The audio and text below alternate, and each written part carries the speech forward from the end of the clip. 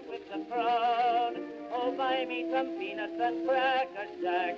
I don't care if I never get back. Let me root for the home. The Game of His Life by Jeff Dupuy.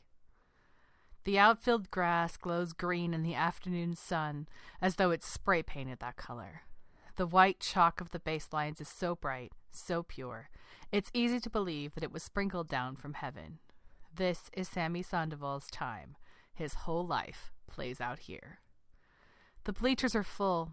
The diamond is tucked in the corner of the park. Fans sit on the hillside that runs parallel to the first and third baselines. They lay on blankets. They have picnics. Uninterested lovers lay back and tan while their partners sit, elbows on knees, waiting for the game to begin. Beer cans hiss as dogs chase frisbees on the far side of the park. The tinkling song of an ice cream truck carries in the distance. The bullpen is a neon orange net that pops up like a tent and sits along the third base fence. Sammy loosens his wrist and shoulder. Dan Vincenti kneels into position, the same position he'll be in for half the game. Sammy works his stuff. His fastball makes a tight snapping sound as it hits Dan's mitt. Sammy feels ready. He knows it deep down. He stands at the nexus of his past, present, and future. Sammy scans the faces in the crowd. He smells the hot dogs grilling in the concession stand behind the center field fence. He hears the flags snap in the wind. He spots a little brown face, a little Mexican kid sandwiched between two smiling white parents, a lovely Christian couple that adopted him at a time before memory.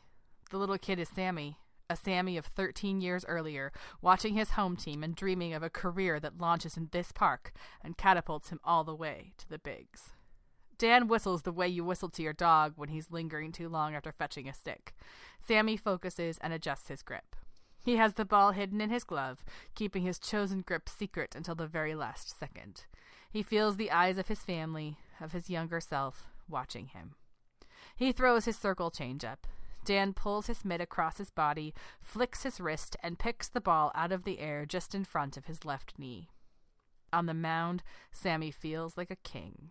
He retires the first batter in the Cardinals lineup, a tall, pale kid who walks back to the dugout dejected, his red jersey so bright that it looks orange.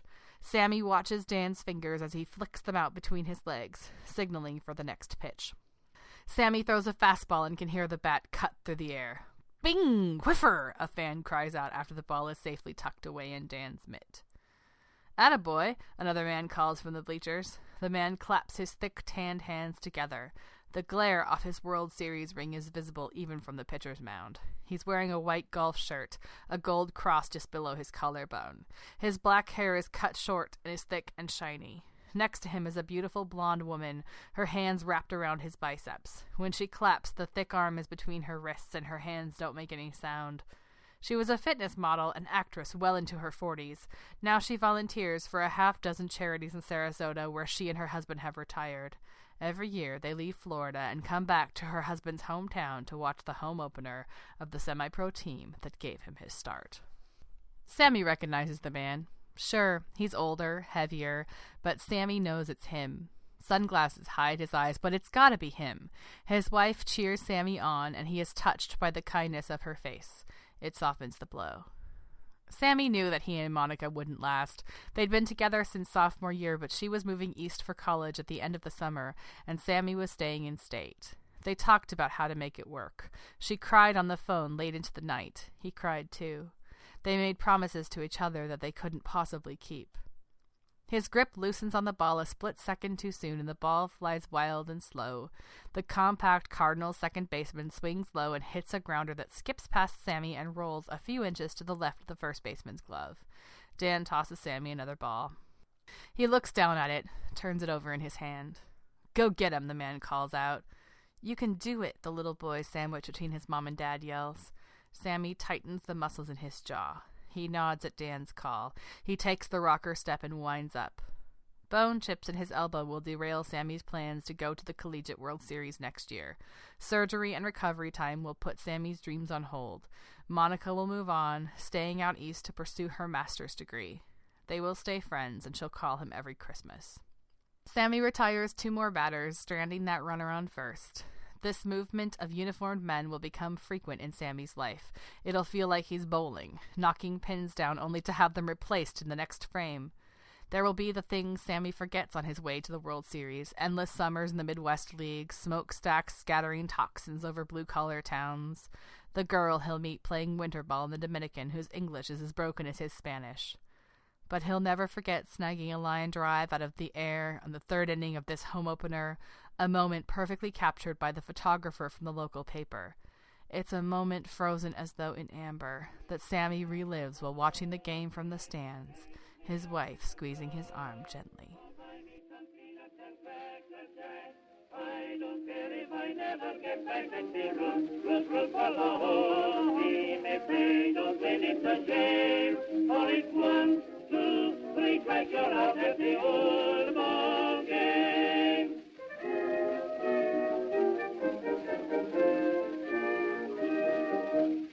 Hello there! Welcome to the baseball opening day edition of No Extra Words, the Flash Fiction podcast. My name is Chris Baker-Dersch. I'm your producer and editor.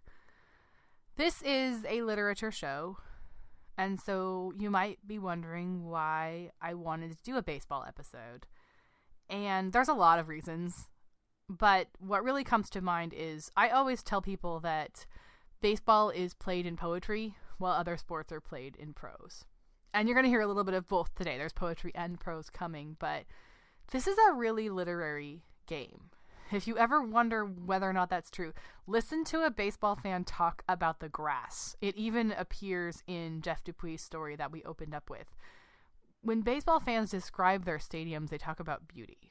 I'm not here to start a war between sports, and if baseball's not your sport, that's great. But I don't often hear people talk about how beautiful the grass and the white lines are of a football field. It's just not a conversation that comes up. And so it's a very literary game, and it has a lot of literature to it. In fact, one of the reasons I felt confident launching this episode is I thought if I just get crickets and nobody sends me a baseball story, I can always reach into the public domain. We can do Tinkers to Ever to Chance. We can do Casey at the Bat. There's so much baseball literature that you can just pull out of history. I shouldn't have worried because, folks, you have a jam-packed episode coming because people responded wonderfully to my call for submissions for baseball stories. But I do think it runs in families, and at least in my family, the coming of a new baseball season is an event, it's commiserate with a high holy day in a religion.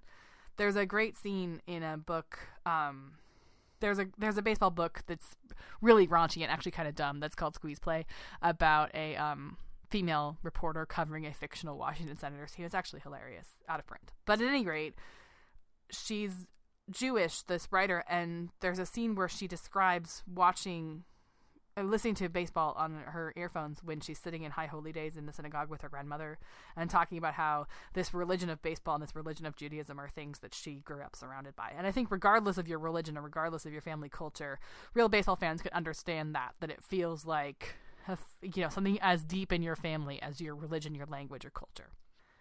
So for my family, that's what the coming of a new baseball season means. And I'm watching it play out in a new generation because I now have a 2-year-old who has started sleeping with his baseball. I'm not even kidding. Some kids sleep with security blankets. My kid curls his hand around his baseball at night. I don't know. He obviously gets it from me, but I don't know where this deep-seated passion for the baseball really comes. It must be genetic. It must be deep down inside him. So watching this coming of the baseball season with a kid who I just can't wait to stand on the sidelines in small little local teams and let him watch baseball being played. It's exciting for us. And I'm also, not to make light of this, but I'm also launching a new podcast project for the 2016 baseball season. Now, don't worry. No Extra Words is not changing. No Extra Words is not going anywhere. And No Extra Words is not becoming a baseball show. Once we're done with this little special episode, No Extra Words is going exactly back to what you expect it to be, and it's going to keep going, and I'm excited about that. But in addition, a friend of mine and I have launched a baseball podcast. And for those of you who do like the National Pastime, I hope you'll check us out. So you're going to hear more about that later in the show. And so all of this is going on, and all of this inspired me this is the year, this is the moment to do a baseball opening day special. And clearly I was not alone because, like I said, you have just a jam-packed episode coming, and I need to not talk too much because I got to get you to it. But I thought the game of his life was the perfect way to start because it has this feeling of, this game, this sport, this thing that's so important to him through every phase of his life captured in this one moment, this game. Jeff Dupuis, when he sent me this story, he's a previous contributor to the show, and he said it was experimental for him to kind of write in this format, in this style, and I think he nailed it. It's a wonderful story. And I love the way it evokes the feeling of a minor league ballpark. It's not the last time in this episode you're going to hear about a minor league ballpark, but for me, just seeing the ballpark described, I was immediately 6 years old again and sitting in Cheney Stadium in Tacoma with my free ticket for Tacoma Auto Dealers Night, watching the people who didn't get their free tickets sitting on what we used to call, and what I think they still call in Tacoma, Tightwad Hill. And so for those of us who have experience with this small local baseball, the game of his life really evokes that feeling. I wanted to do a poem. As I mentioned, baseball is played in poetry, and I was going to bring you something out of the public domain, but one of our other previous contributors stepped up and wrote a poem called Miners, which is coming next. You're also going to hear a recollection of a Cubs fan. You're just going to hear so much. So I'm going to get you to it, and I hope whether you're playing, rooting, coaching, some combination of the above, whether the team you're watching is down the street or in the nearest city, whether your team is in first or in last, whatever the 26th baseball season brings to you, I hope you root for the home team and have a fantastic summer. We'll see you soon on No Extra Words.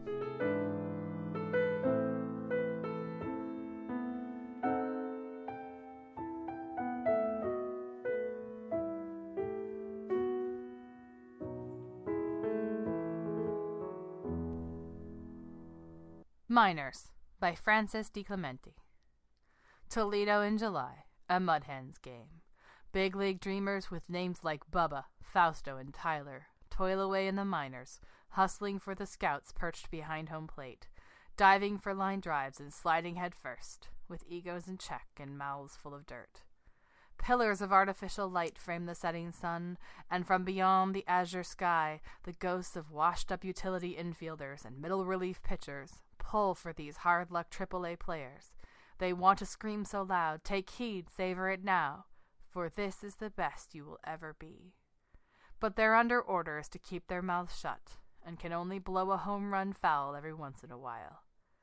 The steel girder stands are filled with a crowd that still believes in this clockless game. They listen intently for the crack of the bat and sing with all their might during the seventh-inning stretch. Little kids with hot pink shorts and noisy flip-flops smear their faces with mustard and hug Muddy the mascot. They scatter peanut shells and scamper after foul balls, and for them the score is merely an afterthought. The summer night comes to a close, with a game-ending double play and a fireworks barrage. The fans file out and load into their cars, going back to real life, with memories of mud hens now stitched in the seams of their minds.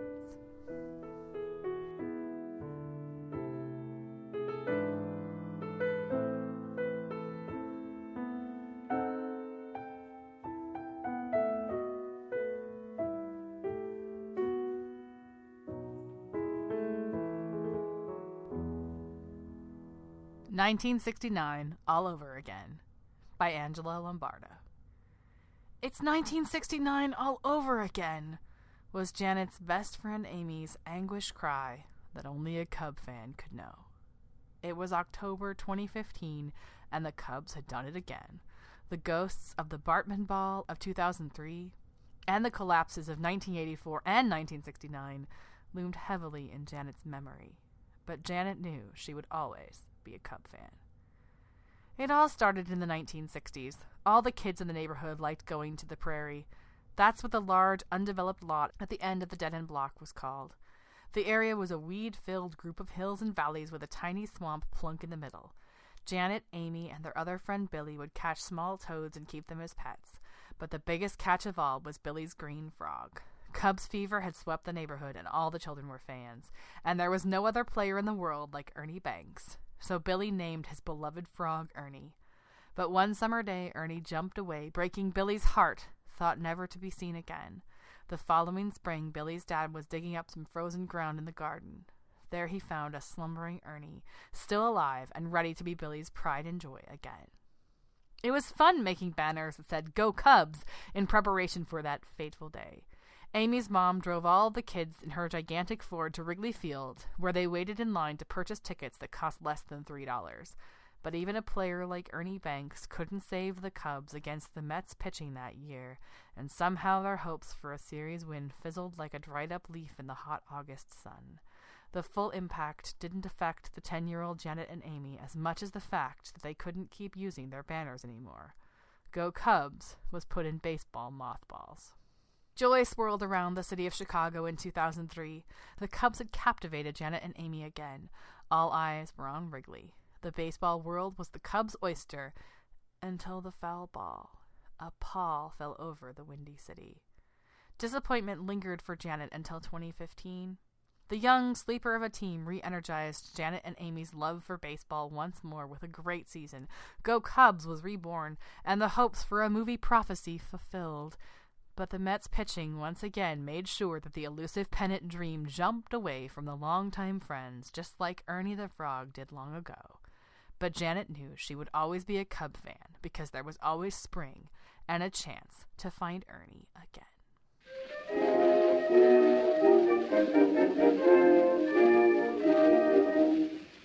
Hi guys, Chris here again. Before I bring you your final story, and yes, there is one more story coming in this episode.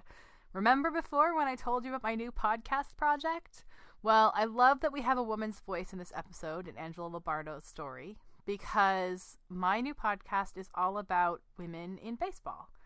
And it's actually kind of funny because when I first read Angela's story, I was in the process of finishing edits on episode 2 of Atta Girl, the Women and Girls in Baseball podcast. And episode 2 is all about women's Red Sox fantasy camp in January. My co-host was there for that event, and we cut together a really cool audio journey for the show.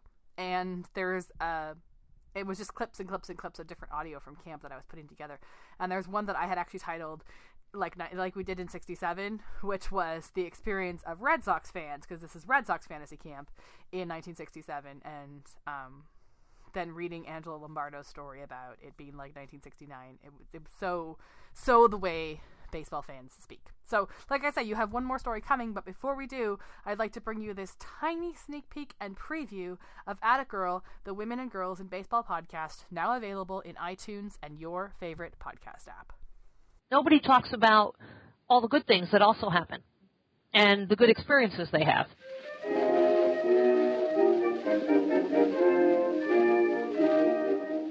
Well, he says, I want you to come back east and play professional baseball. I says, you're out of your mind. Had the fever and had it bad. Oh, my God. Nolan Ryan, Sandy Koufax had nothing on me. And I've been all over the world, and I'm living proof that you don't actually need to get a job in professional baseball to have a career as an umpire. What you can do, take me out to the ball game, take me out with the crowd. And it's time. It's our time.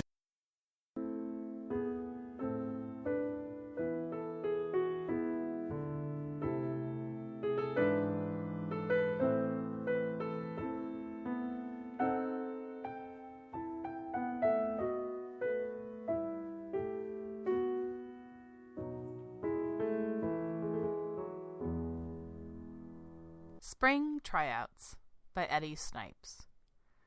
When I smell the aroma of spring, I always think of the beginning of baseball season, Ted spoke out loud to no one in particular, his eyes sparkling with wonder at the field of Fenway Park. As a lifelong Red Sox fan, Ted had always wanted to visit this park, and now he was actually in this historic stadium. To the right stood the infamous Green Monster. At 304 feet, the right field wall was one of the shortest distances in Major League Baseball. Hitters were seduced by the short field, but the 37-foot behemoth robbed many great men of their glory. Ted's thoughts ran back to his childhood memories of baseball. As a freshman in high school, it was his dream to play baseball, but nature wasn't kind to him. He was short, skinny, and considered to be more of an egghead than an athlete. You don't have to be an athlete to be somebody, his mother explained when he decided he wanted to try out. Besides, at your size, you might get hurt. But I want to play. I can practice until spring and get better. Small kids play baseball and don't get hurt. I will show them. When spring comes, I will be in shape and ready. His equipment was as meager as his talent. All Ted had was a tennis ball, glove, bat, and a concrete wall. He spent his available hours catching the balls the wall returned to him and swinging at the softball lobs his little sister occasionally pitched for him to hit. As winter melted into spring, the time came for tryouts for the high school teams. Ted watched the boys warm up and play catch with their new gloves and slick uniforms. Who am I fooling? I can't compete with these guys. They look like baseball players, and I look like a water boy. The only thing that kept Ted on the field was a lingering doubt of what if. Maybe he wasn't baseball material, but if he didn't try, would he regret never knowing? A stern-sounding voice interrupted his internal argument. "What's your name, son?" inquired Coach Jackson. "Ted McClure?" "What position are you?" Ted shrugged as he searched in the gravel for confidence. I don't know. I can play infield or outfield, I guess." "You don't look very fast, so why don't we give you a shot at the infield?" A shot? The words had an inspirational ring to them. If he had a shot, the field was level, and all he had to do was perform. Ted felt small in the space between first and second base, but it seemed like heaven to feel the warm sun and see the beauty of the diamond. He could almost envision the stands filled with cheering parents. The crack of the bat returned his focus. He rushed to close the gap as a sharp grounder whizzed to his right. He lunged and felt the ball in his glove, and then it was gone. "I dropped the stupid ball. It was in my glove, and I missed it." A few swings later, a missile launched just to the right. He shuffled over, and it pounded off his cheek after taking a sudden hop. He felt the flames of its impact, but quickly threw it to first base. He swallowed the pain, but couldn't choke down his humiliation.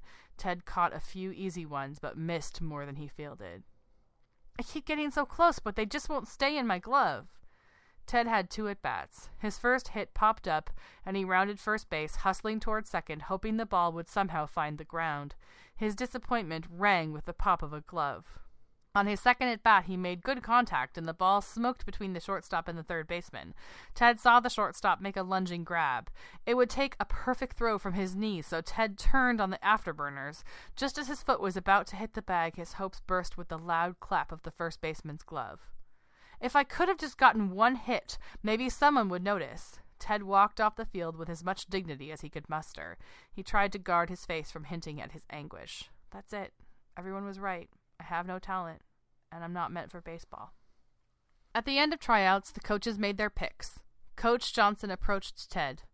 "Son, you haven't played baseball before, have you?" Ted pawed the dust with the toe of his worn sneakers. "No, sir." The coach looked down at him, trying to make eye contact. "One thing I have learned is that talent can't replace heart. I don't know how much talent you have, but if you will put all your heart in it, I believe you can go far. You may not be the best player, but your hustle shows character. Heart, and a lot of hard work, can take you a long way." Ted's thoughts of childhood were suddenly interrupted by a pat on the back and a voice from behind. "Welcome to the Sox, rookie." "Thanks. Standing on this field is a dream come true."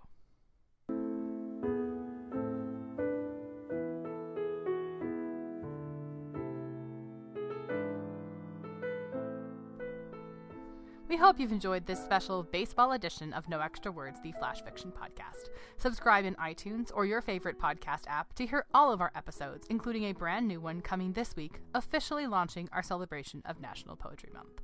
The version of Take Me Out to the Ballgame heard on today's show is by the Haydn Quartet. Our theme music, as always, is Aria Variata by Bach, played by Brandon Kinsella. Both of these pieces of music are in the public domain, and both are courtesy of the Free Music Archive. For complete show notes, including information about all of our stories and contributors, information about how to submit your own work, and also a link to Add a Girl, the Women and Girls in Baseball podcast, please visit us at noextrawords.wordpress.com.